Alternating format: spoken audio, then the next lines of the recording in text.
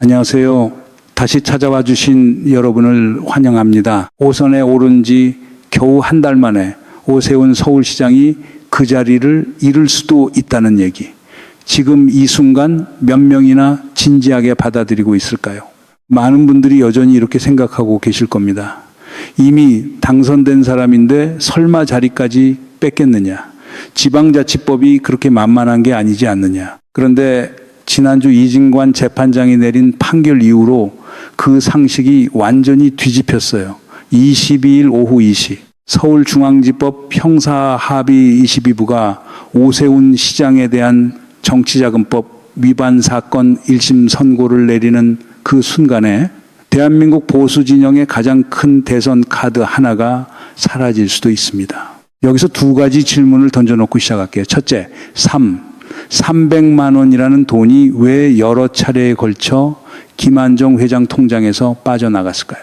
둘째, 그 돈이 사라진 자리에서 왜 나경원 후보가 앞서던 서울시장 보궐선거판이 하루아침에 뒤집혔을까요?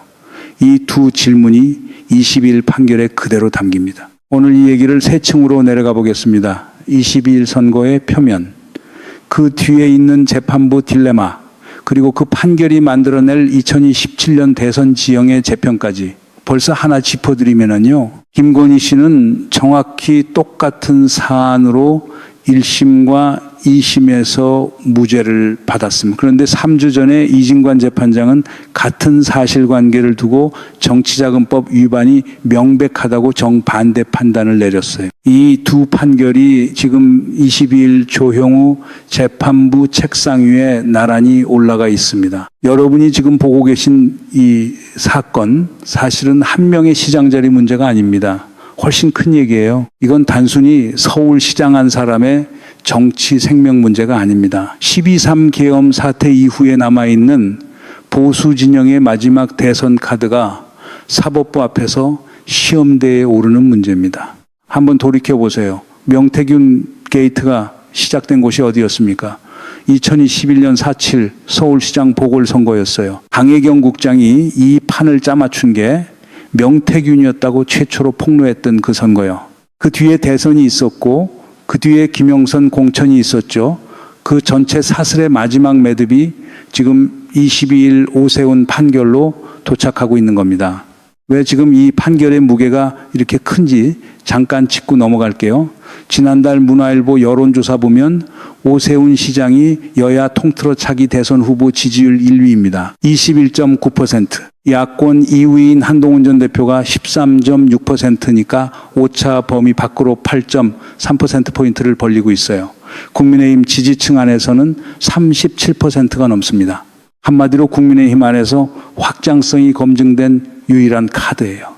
이 카드가 22일에 무너질 수 있다는 겁니다. 지상파에서는 그냥 오세훈 선거 임박 이 정도로만 얘기하잖아요. 왜 이 판결이 그렇게 중요한지, 어떤 구조가 뒤에서 움직이고 있는지 그 부분은 거의 다뤄지지 않아요. 오늘 그 부분을 짚어보려는 겁니다. 먼저 표면부터 정리하고 가겠습니다. 지난주 7월 13일 서울중앙지법 형사합의 33부 이진관 부장판사가 정치자금법 위반 혐의로 기소된 윤석열 전 대통령에게 징역 2년과 추징금일 396만 원을 선고했어요. 함께 재판받은 명태균 씨한테는 징역 1년 6개월 그리고 그 자리에서 법정 구속시켰습니다.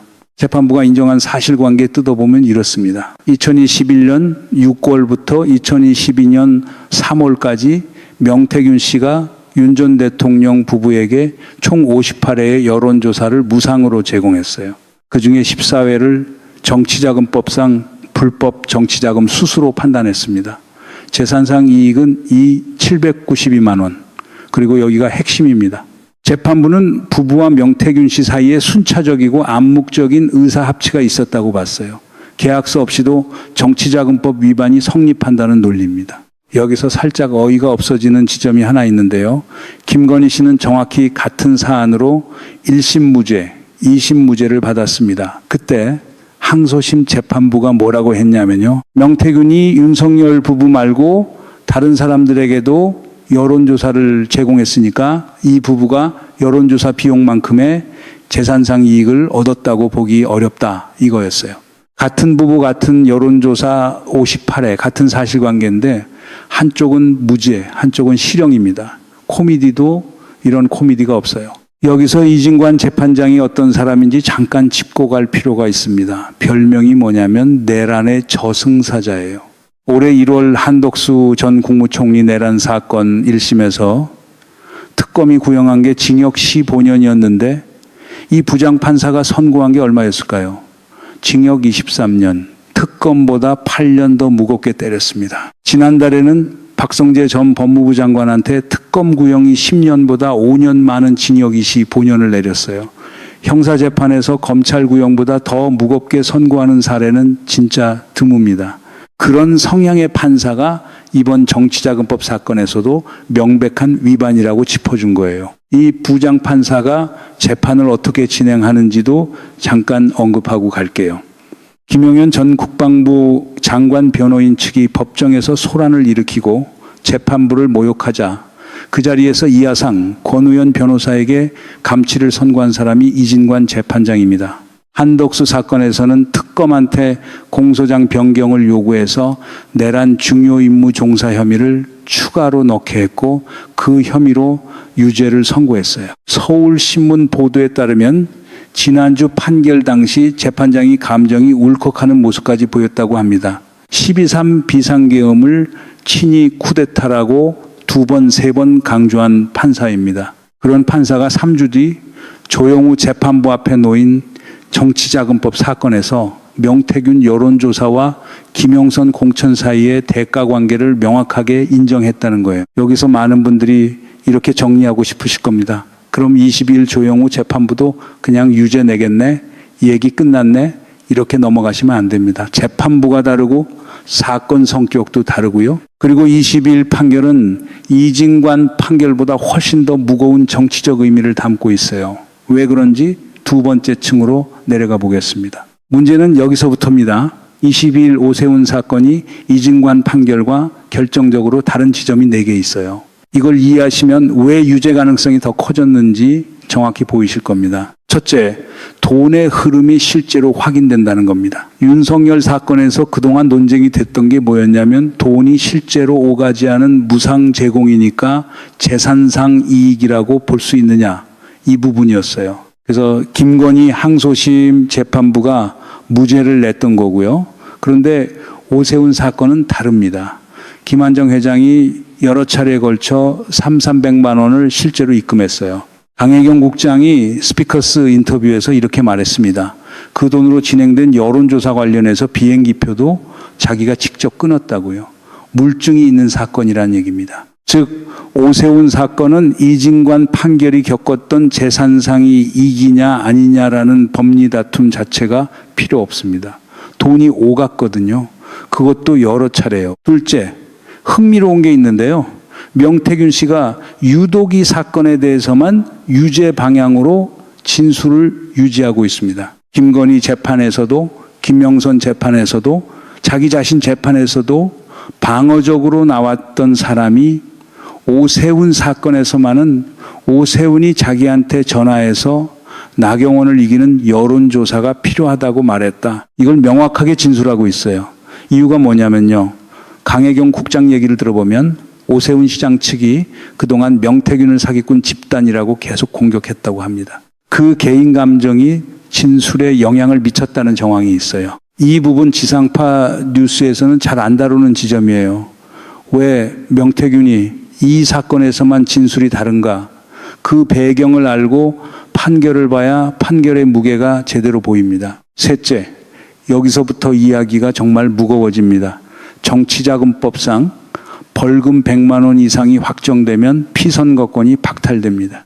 지방자치법상 지자체장이 피선거권을 잃으면 그 자리에서 즉시 직위 상실이에요. 그런데 이 사건 규모가 300만 원짜리입니다.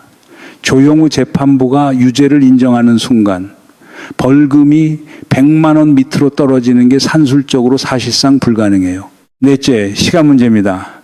공직선거법에는 1심 6개월, 2심 3개월, 3심 3개월이라는 이른바 633 법정 처리 시한이 있는데요. 정치자금법 자체에는 이 조항이 없어요. 그런데 특검법에는 있습니다. 그러니까 1심 판결이 22일에 나오면 6개월 안에 대법원 확정 판결까지 갈 수 있는 시한 안에 들어가는 거예요.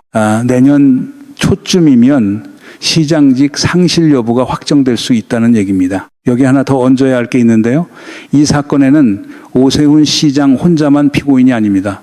강철원 전 서울시 정무부 시장이 공범으로 함께 기소돼 있어요. 특검이 강 전 부시장한테 구형한 게 징역 1년입니다. 김한정 회장한테도 징역 1년, 3명이 하나의 사건으로 묶여 있고 특검은 오세훈 시장을 이 범행의 최종 이익 귀속 주체라고 명시했어요. 이 프레임이 조영우 재판부에 그대로 전달돼 있습니다. 판단이 하나로 정리되면 3명이 같이 정리되는 구조예요. 그리고 특검이 이번 사건 재판부에 낸 의견서에도 눈여겨볼 지점이 있습니다. 특검은 시장직 상실 가능성이 양형이나 유무죄 판단에 고려돼서는 안 된다는 의견을 명시적으로 냈어요. 왜 특검이 이런 이례적인 의견을 냈을까요? 반대로 뒤집어 읽으면 답이 나옵니다.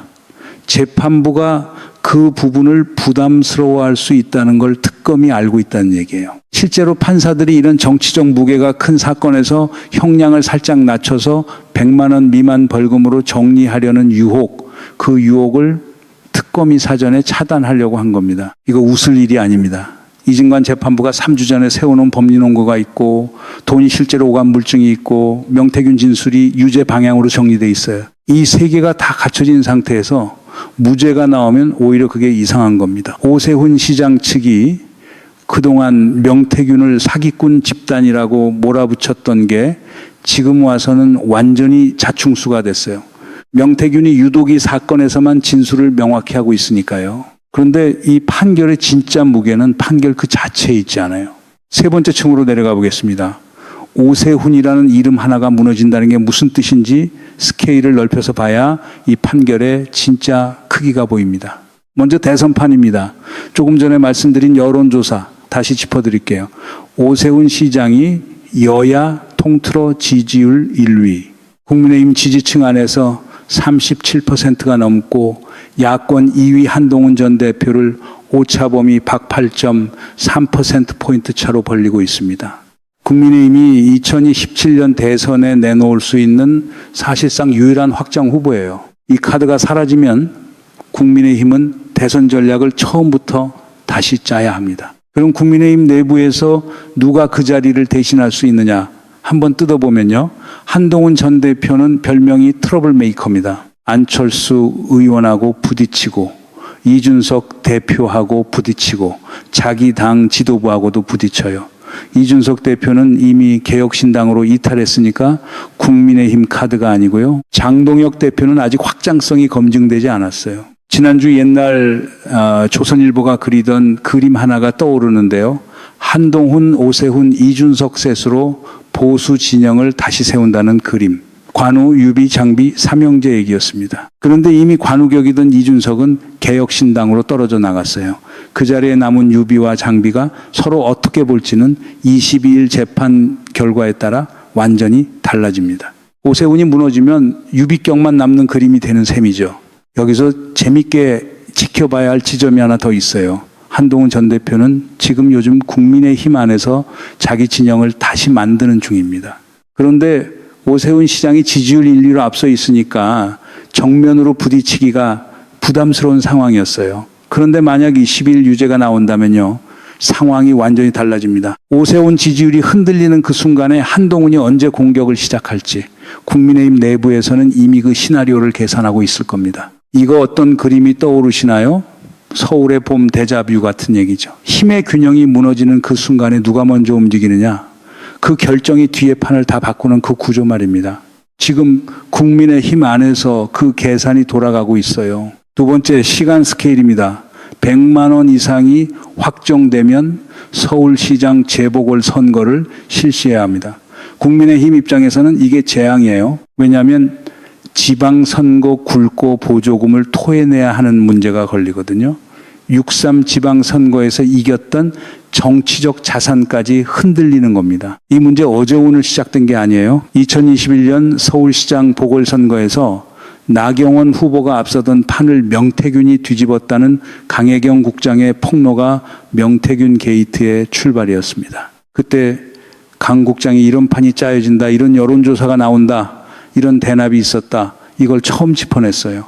5년 전에 시작된 일이 지금 도착하고 있는 겁니다. 세 번째, 김건희 대법원 판결과 연동됩니다. 원래 김건희 씨 상고심 선고가 7월 10일길이었어요.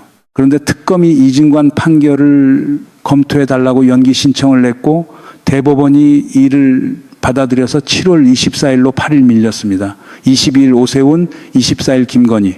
이 이틀 사이 배치가 우연이라고 보긴 어려운 시점이에요. 특검이 대법원에 의견서를 낸 이유가 바로 이겁니다. 명태균 여론조사 사건 전체를 하나의 흐름으로 정리하겠다는 거죠. 만약 22일 오세훈이 유죄로 가고 24일 김건희 상고심에서 파기환송이 나온다면요, 이건 명태균 게이트 관련 재판 전부가 유죄 방향으로 정리되는 도미노가 시작되는 겁니다. 한번 정리해 볼까요? 명태균 법정 구속, 윤석열 실형, 김건희 파기환송, 오세훈 시장직 상실, 이 4개가 3주 안에 순차적으로 도착합니다. 한두 번 일어나는 사건이 아니에요. 여러분이 지금 살고 있는 서울 지방선거로 뽑은 시장이 정치자금법 위반으로 물러난다면 그 재선거 비용은 누가 냅니까? 국민 세금입니다. 그리고 이런 여론조사 대납판을 짜맞춘 사람들이 12.3까지 이끈 카르텔의 하부 구조예요. 이건 여러분 지갑과 헌법 질서 2개가 동시에 걸린 얘기입니다. 그런데 이 얘기의 진짜 핵심은 세 번째 층 밑에 하나 더 있어요. 명태균 게이트의 본질은 정치 브로커 한 명의 개인 비리가 아니라 여론조사를 통화 삼아 공천을 매매한 정치시장 그 자체였다는 겁니다. 이 문장 한 번만 곱씹어 봐주세요. 여론조사가 돈이 됐어요. 그 돈으로 공천을 샀고요. 그 공천으로 대선을 흔들었고 서울시장 보궐도 흔들었고 국회의원 재보궐도 흔들었습니다. 이 시장이 5년간 돌아간 겁니다. 사법부가 지금 그걸 한 판씩 정리하고 있는 거예요. 처음에 이 질문을 던졌었죠. 오세훈 이 시장 자리를 잃을 수도 있다는 걸 몇 명이나 아느냐. 그런데 지금 이 지점에 와서 보면 질문 자체가 조금 좁았어요. 진짜 질문은 이겁니다. 한 명의 정치인이 자리를 잃는가가 아니라 한 시대의 정치 시장 구조가 사법부 문서로 종결되고 있는가. 그게 22일과 24일에 확정되는 겁니다. 여러분이 지난 몇 년간 뭔가 이상하다고 느꼈던 그 감각이 있으실 겁니다. 여론조사가 왜 저 방향으로만 나오지? 공천이 왜 저 사람한테 갔지? 저 사람이 왜 저 시점에 등장했지? 그 감각이 정확했어요. 그리고 이제야 사법부 문서에 그게 새겨지고 있는 겁니다. 옛말에 도둑이 제 발저리는 모양새라는 표현이 있는데요. 이 사건 흐름 보면 딱 그 그림이에요. 재판이 다가올수록 오세훈 시장 측이 재판부 흔들기라는 표현을 쓰면서 강하게 반발하고 있습니다. 무죄를 뒷받침하는 물증이 법정에서 확인됐다는 주장도 내놓고요. 그런데 정작 300만 원이 왜 여러 차례에 걸쳐 특정 통장에서 나갔는지 그 부분에 대한 해명은 아직 완전하게 정리된 게 없어요. 반박할 게 있으면 반박하면 되는데 반박이 어려운 지점이 계속 남아있는 겁니다. 한 사람 얘기 잠깐 하고 넘어갈게요. 지난주 강혜경 국장이 이진관 판결이 나온 그날 재판 끝나고 집 근처 식당에 갔더니 일하시는 아주머니가 다가와서 눈물을 흘리셨다는 얘기가 있어요. 유튜브에 나올 때마다 응원 댓글을 달았다고요. 지금 강혜경 국장이 뭐 하시는지 아세요? 편집국장 출신인데 동네 슈퍼마켓 야간 캐셔로 일하고 계세요. 최저시급이요. 5년 전 명태균이 서울시장 보궐선거 판을 뒤집을 때 그 판을 앞서 짚어낸 사람이 이분입니다. 그 사이에 재산이 없어지고 명태균은 계속 페이스북에 강혜경이 거짓말한다고 올리고 있었어요. 지난주 이진관 재판부의 판결로 그 5년 사이에 강혜경 진술이 진실이었다는 게 마침내 사법부 문서에 새겨진 겁니다. 22일 판결이 어느 쪽으로 가든 이 부분 하나는 이미 확정된 셈이에요. 이진관 재판장이 지난주 판결문에서 명확하게 짚은 문구가 있습니다. 여론조사 결과 전달뿐 아니라 판세 분석과 선거 전략에 관한 상담까지 제공받은 것으로 인정된다. 이 문장 하나가 지금 조영우 재판부 앞에 놓여 있어요. 오세훈 사건에서는 여기에 물증까지 붙어 있고요. 이제 재판부가 어떤 판단을 내리는지 그 자체가 하나의 신호가 됩니다. 여기서 좀 더 넓게 봐야 할 게 있어요. 지금 이재명 정부가 추진하고 있는 개혁 어젠다 중에 검찰과 사법부 정치와 정의라는 항목이 있죠. 그 어젠다가 지지부진하다는 얘기도 있고 야권에서는 정치보복이라는 프레임으로 계속 흔들고 있고요. 그런데 그 흔들기 속에서 사법부 안쪽에서는 이진관 재판장 같은 판사가 정치자금법 위반이 명백하다고 짚어주고 있는 겁니다. 특검이 요청한 형량보다 더 무겁게 때린 판사가 명태균 게이트 사건에서도 명확하게 정리를 하고 있어요. 이건 사법부 안에서 자정작용이 진행되고 있다는 신호로 봐야 합니다. 위에서 지시해서 나오는 판결이 아니에요. 20일 오후 이 시가 지나면 조형우 재판부가 어떤 결론을 내리든 이 사건은 아직 끝난 게 아닙니다. 24일 김건희 대법 판결이 남아있고 그 뒤에는 명태균 게이트가 사실은 어디까지 뻗어 있었는지 그 지도를 다시 그리는 작업이 남아있어요. 한번 짚어드리고 싶은 게 있습니다. 이 판결이 세워진다는 게 뭘 뜻하는지 곰곰이 생각해 보시면은요. 앞으로는 여론조사 대납이라는 형식으로 공천에 개입하는 게 정치자금법 위반이라는 판례가 서게 됩니다. 이건 지금 이 사건 하나로 끝나는 얘기가 아니에요. 다음 총선, 다음 대선까지 영향을 미치는 판례가 만들어지는 겁니다. 앞으로 어떤 정치 브로커도 그런 방식으로는 판을 짜맞출 수 없다는 하나의 벽이 생기는 거예요. 그리고 마지막으로 하나, 22일 조영우 재판부가 이진관 논리를 그대로 따르지 않는다면 왜 그런 선택을 하는가? 그 선택 자체가 하나의 신호가 됩니다. 그때는 재판부 판결 이유서를 아주 꼼꼼히 읽어봐야 할 거예요.